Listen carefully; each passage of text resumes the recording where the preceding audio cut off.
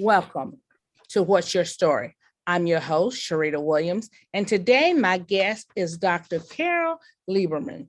She is a well-known psychiatrist, and she has two award-winning books on terrorism. The first is Coping with Terrorism, Dream Interrupted, and then she has a children's version called Lions and Tigers and Terrorists, Oh My, How to Protect Your Children in a Time of Terror. She is a native New Yorker. Please help me welcome Dr. Liberman to the show. Karen, welcome. Thank you so much, Sherita. So tell our viewers a little bit about yourself, Carole. Yes, well, my story, to go with the theme of your show, my story in regard to terrorism is sort of a unique one in any case. As you said, I'm a born and bred New Yorker. And when 9/11 happened, I was already living in California, but my heart was still in New York, as it still is. And so when 9/11 happened, I felt personally wounded by the attack. And my daughter at the time was in school in New York. And of course that, made it all the more real. And I asked myself at that moment, what can I do? Clearly, this is the most aside from COVID, none of us knew COVID was coming. Well, maybe some of us knew, but most of us did not know COVID was coming. So clearly that was, and still is, the biggest trauma, the biggest challenge we are going to have for our lifetime. Because terrorists are still out there. We haven't been thinking of them as much during COVID and so on, or even since 9/11. The commemorations have gotten less and less. But, I can tell you, because I am continuing to do research on it, but let me I'm sort of going off on a tangent. Let me go back to where I started on 9/11. I asked myself what I could do as a psychiatrist and as an author and as someone who is a commentator in the media on headlines, what society is facing at the particular time. What could I do to help America and other countries with the biggest monster under the bed, terrorism? And so it was then that I decided to dedicate a significant portion of my work to helping people cope with terrorism. Both the memory of 9/11 and the ongoing threats that I knew that there would be since that date. And so I started with an 800 helpline, an 800 telephone number helpline, an audio and then a video program that airlines played on their in-flight entertainment to help people calm down on the flights because people were afraid to fly and so on. And then I did different speaking engagements and media appearances and so on. And then in 2006, my first book on terrorism, Coping with Terrorism, Dreams Interrupted, which I just happen to have here, was published by a London publisher. And it came out as the 1-year anniversary edition of their 9/11, which was 7/7/2005. And then after that, and then I continued doing my speaking and so on. And after that, I then more recently, I asked myself, who is the population that is most vulnerable to the impact of terrorism, both the memories for those who were born at the time, and for the future, and that is children. And so I wrote a book called Lions and Tigers and Terrorists. Oops, I'm not sure why it's not. I don't know if you can see it. Maybe you have to hold it a certain way. But in any case, Lions and Tigers and Terrorists, Oh My, How to Protect Your Child in a Time of Terror. And the first half of this book, and I know as an educator, you'd be particularly interested in this. The first half of the book is for grownups, parents and teachers, and any other grownups who have contact with children. And that answers their questions, what to look for in children, how to answer their most frequently asked questions, et cetera, et cetera. And the second half of the book is a picture book for kids. it talks about what is a terrorist, why do terrorists want to hurt us. It has a picture of Osama bin Laden, 9/11. It has pictures of, it talks about the underwear bomber and the shoe bomber, to try to make it a little lighter. I mean, it's terrorism light. So in other words, to not scare kids, but to also to tell them the truth. So Dr. Liberman, how did you get the name, the terrorist therapist? Well, as I began this voyage, that I was just describing, I wanted a way for people to, for people to remember who I am in times of attacks or in times of panic, and to also to sort of be inquisitive about what I do. And it's kind of like Ghostbusters, who you're going to call? Who call the terrorist therapist? I mean, I'm making it. I forgot, I left out. I do a podcast. I've been doing it for over 5 years called the Terrorist Therapist Show, and so that is what has gotten me to see that each week I investigate what's going on, what's the hottest topic in terrorism for the week, and that is how I have kept up with. Besides at the beginning, going through all kinds of conferences and things, but how I've kept up with what's going on today in the ongoing years while nobody was paying attention, what's been happening. And so that's why I say, who you're going to call a terrorist therapist? Oh, and I was going to say that I do have some gallows humor, as you obviously can tell already, but, which is a way to make it palatable for people, not just all gloom and doom, the truth, but not just all gloom and doom. So let's talk about your children's book, the Lions and Tigers on My Protecting Your Children in Time of Terrorists. Why do you feel that it's important that children know about terrorism? I know social media is out there, especially with kids being home and they have more access to social media. Why do you feel like it's so important that children know about terrorism? There are a lot of parents who think, who don't want to talk to their kids about terrorism, who think that they will scare them if they talk about it, or they think they won't be able to explain it in a way that's either accurate or won't scare them or will confuse them or whatever. But, really kids know more than parents think about everything, really, for the reasons you mentioned. And I mean, certainly, for example, we just had the 20th anniversary of 9/11.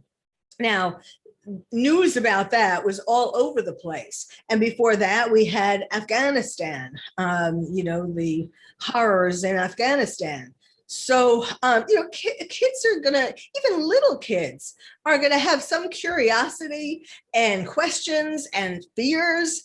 And if parents don't talk to them about it, they're going to think, oh, well, I'm not supposed to ask them about it. They're not talking to me about it. This must be a taboo subject. This must be really bad.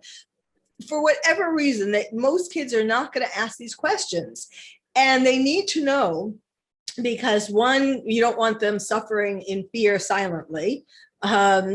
Number two, even kids, like obviously kids who are from 0 to 20 who weren't born, they need to know about it because this is going to be in their future. This is in their present and is going to be in their future.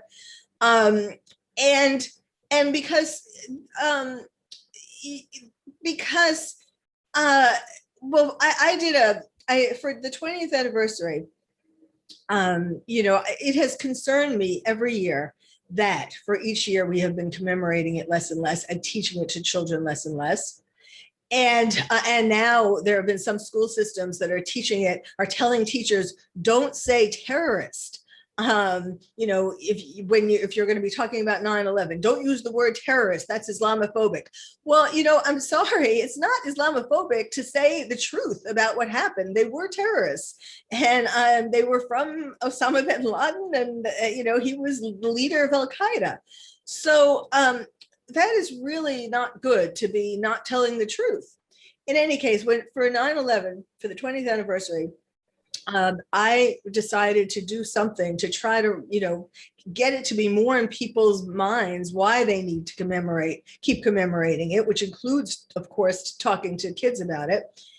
And so what I did was I created a 15-minute music video, not the kind you dance to, but, the patriotic music, appropriate music for whatever the topic was in the, the visuals.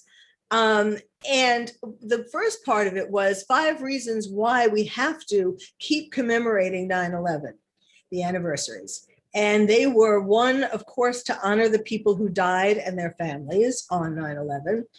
2, to honor the first responders and the military, people who sacrificed themselves to protect others. 3 was teaching children about terrorism and about heroes. 4 was build resilience. We need to prepare ourselves for future attacks by building resilience physically and psychologically.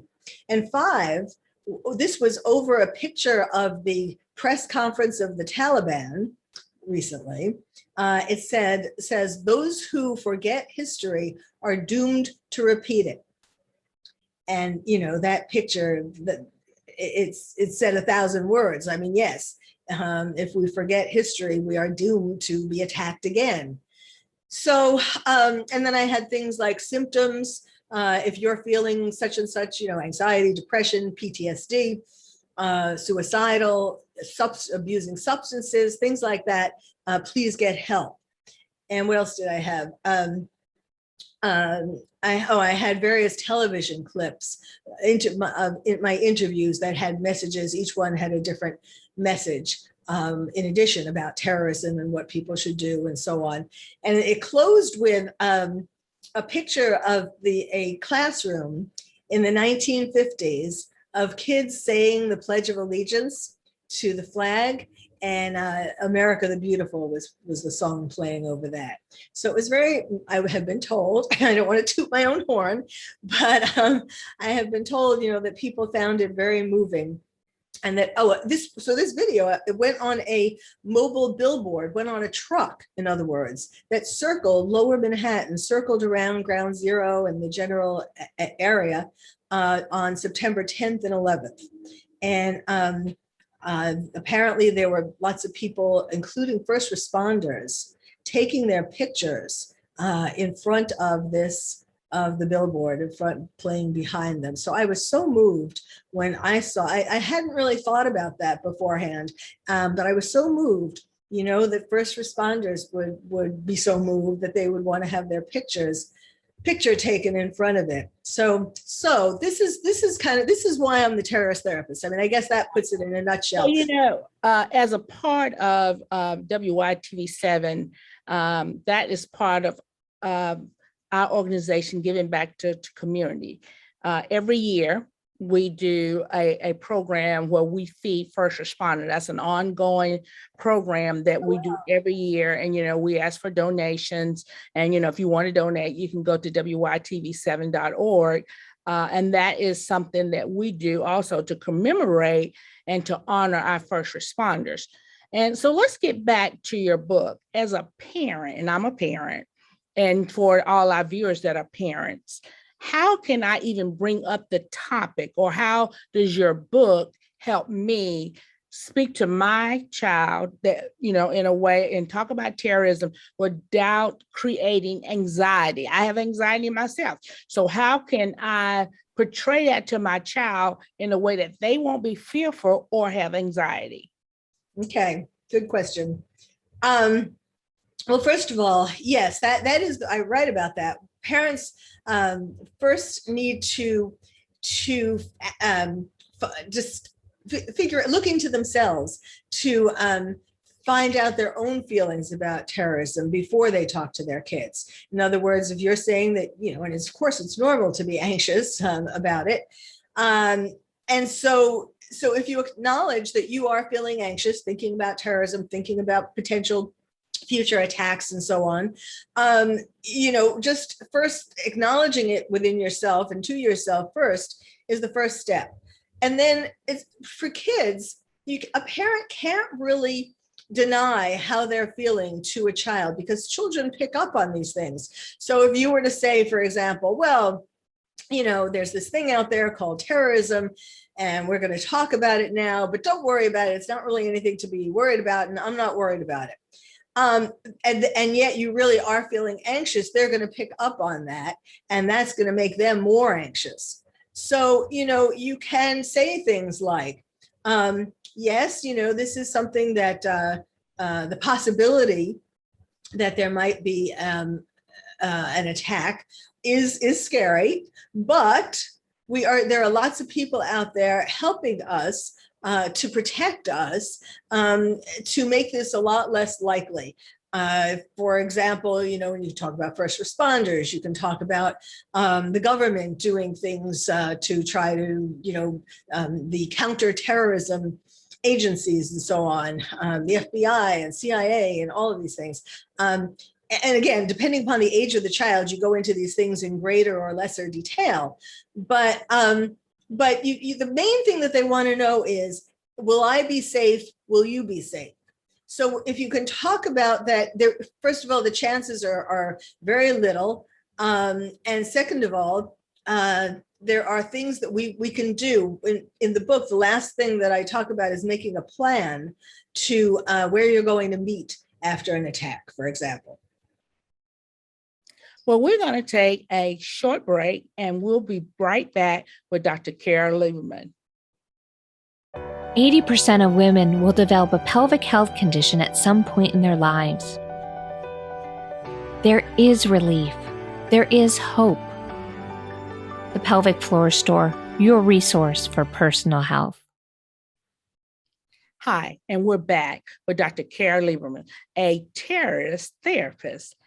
Dr. Liberman, please start and tell us how we could even start a conversation with children when we're talking about a topic such as terrorism. How can we speak with them without making them be afraid?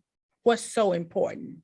Well, one of the easiest ways to get into a conversation about terrorism is if you are sitting and watching a television news, and something comes on and the word terrorist is mentioned, or a report about a terror attack, or just recently with 9/11, something where it's brought up, and that the kid, your child, is thinking, I wonder what that is, or wants to know more. And then you can, when they you can turn off the television, or if you're looking at the internet, same thing. You can say, let's talk about this. What do you think that just meant? What do you think they were talking about? A terror attack in France, for example, or in London, or what was 9/11?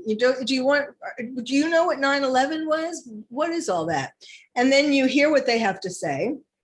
And then you say, well, would you like to know a little bit more about that? I think it would be a good idea. And most likely they'll say yes. If they don't, obviously you don't want to push it, but then you look for another opportunity. But you don't wait for them to come to you and ask, what is terrorism? Because that's not going to happen. But you can start off really, and in my book I do this. I start off really gently by explaining for what is a terrorist. You can explain, especially to a young child, a terrorist is like the bully on the playground. The bully on the playground wants you to follow his rules, wants you to do what he wants you to do. Well, terrorists want to bully us into obeying their laws. And they want to take away our freedoms, and so that they can have us follow in their rules. And we're not going to do that. Another example is if there's an explosion, a terror attack where there was an explosion. You can talk about when terrorists have temper tantrums. And when they set off an explosion, it's like having a temper tantrum. Now, you have temper tantrums sometimes too, right? You don't get your way when you have a temper tantrum. Well, they're not going to get their way either.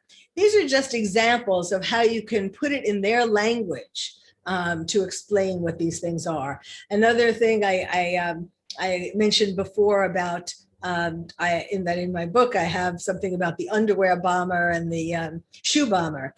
And, you can say, now, isn't that silly imagine that this, terrorist put a bomb inside his underwear.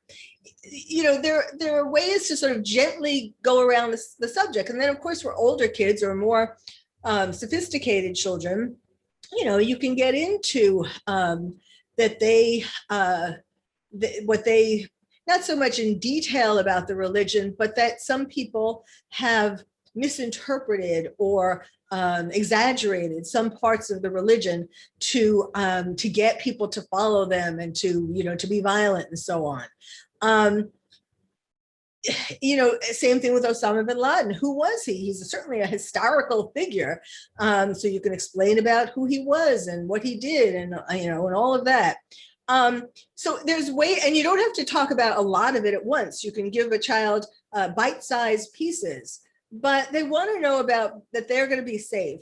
And so at the end of the first part of the book, that's the part for grownups, I give 88 things that grownups can do with kids, parents and teachers can do with kids to build resilience.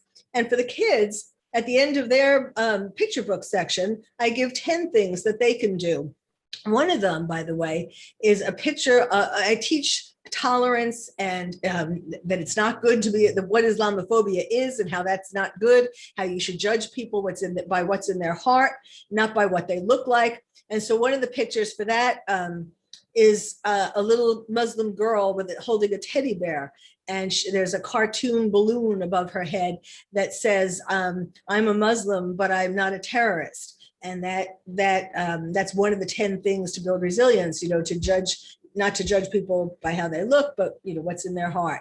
And so teaching all of that is very important.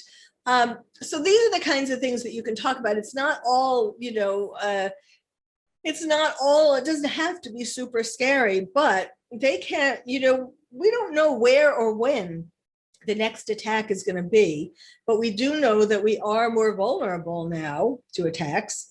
And that it doesn't take much for, yes, it took a lot to make a 9/11, but it doesn't take much for a lone wolf to make a terror attack, to do a truck ramming incident, for example, that happened in Lower Manhattan in 2017, or even the man in Colorado, that turned out to be a terror attack, the mass shooting in Colorado recently.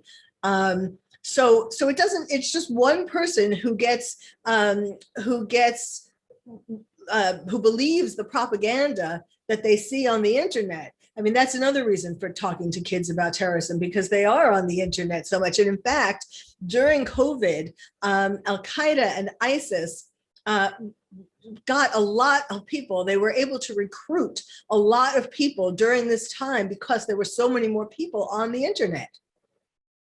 So how do you talk to parents and tell them, a lot of, you can put protectors on, you can put adult protectors on your computer. How do you talk to parents and tell them to be aware of what social media has to offer? Yes, it starts with the parents becoming aware. And that is the thing. Americans since 9/11 have just become too complacent and have figured this kind of thing will never happen again.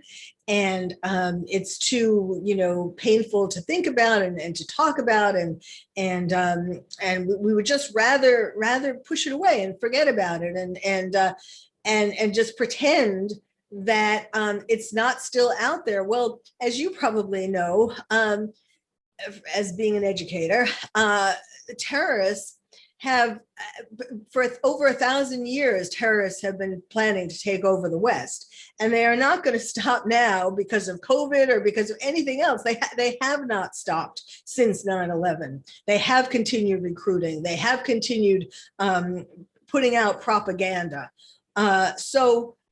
So parents need to, break through the denial in themselves. That's the first step before they can realize why it's so important to explain it to their kids. Because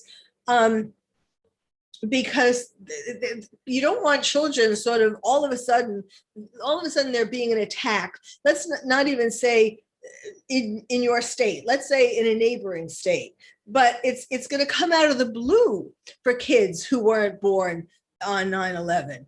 And that's going to shake them up more than if they were already prepared by you having explained what this is all about. Absolutely. So let's talk about your second book, Coping with Terrorism, Dreams Interrupted. How did you come up with that title? Well,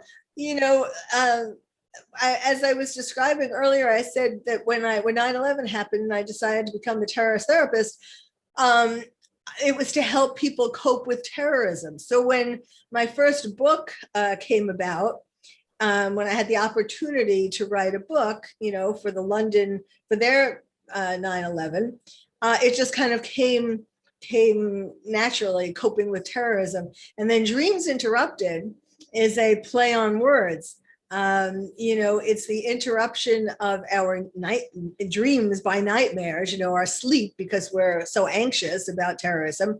And it's also an interruption of our dreams, like the dreams that we had for ourselves, for our future. Certainly in London, for example, it interrupted a lot of people's dreams, and all over the world, depending upon, where you were and how the different attacks affected you. So it's a double entendre. So how do you feel that, in speaking to our audience, how do you feel that we can prepare ourselves, to stay mentally prepared? Because I know 9/11, it really impacted America worldwide. So how can we stay prepared?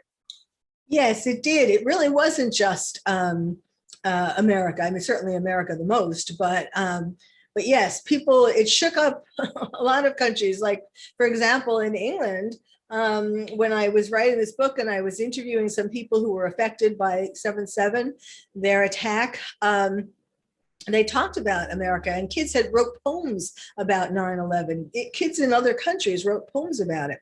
So I kind of have brought it into six steps for how we can prepare. One is what I've been talking about: break through your own denial.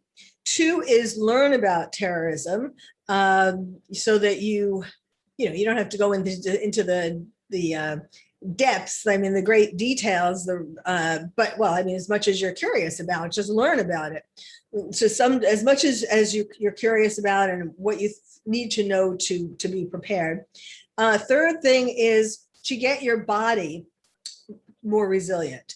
Now, we've had this extra assault on our bodies through COVID. And, that has had an effect in terms of not just people getting sick with COVID, but people delaying getting diagnosed. I mean, being delayed in getting treatment for cancer and things like that, other kinds of physical problems. So be that as it may, one really has to go to the doctor and get whatever problems you might have diagnosed and treated. And then 4 is making your mind more resilient. Now that entails, of course, if you're having some psychological problems, like, as I was saying, anxiety or depression or PTSD or anything, to go get treatment. And also there are things that you can do at home, self-help books, and listen to meditation and listening to calming music and things like that. Dr. Liberman, our time is winding up, unfortunately. Okay. So tell our viewers how that we can follow you and how we can purchase those books. Sure. Okay. Well, my website is terroristtherapist.com. And you can purchase the Lions and Tigers and Terrorists, Oh My, How to Protect Your Child in a Time of Terror, on that site, an autographed copy. And of course, you can also purchase it on Amazon, and the other book as well on Amazon. And then my podcast, I mentioned, the Terrorist Therapist Show is a podcast, and you can hear it wherever podcasts are, and renegadetalkradio.com is one of the places. And then let me just quickly say, then the fifth part that you need to do is talking to your kids. And the sixth part is practical tips, like making sure your gas tank, when it gets to be half full, consider that empty. Be ready to be able to have to go somewhere. That, and keeping cash somewhere hidden at home. But there are other practical tips too. But it's mainly breaking through denial, mainly talking to your kids, getting yourself prepared and realizing this is going to be coming. Well, Dr. Lieberman, we would like to thank you for being a part of our progress. And we'd like to thank you. We'd like to thank our sponsors. We'd like to thank WYTV7 for letting us speak for this platform. And we'd like to thank you, Dr. Carole Liberman, for letting your story become our story on What's Your Story. I'm Sherita Williams, the host, and I'll see you next time. Thank you.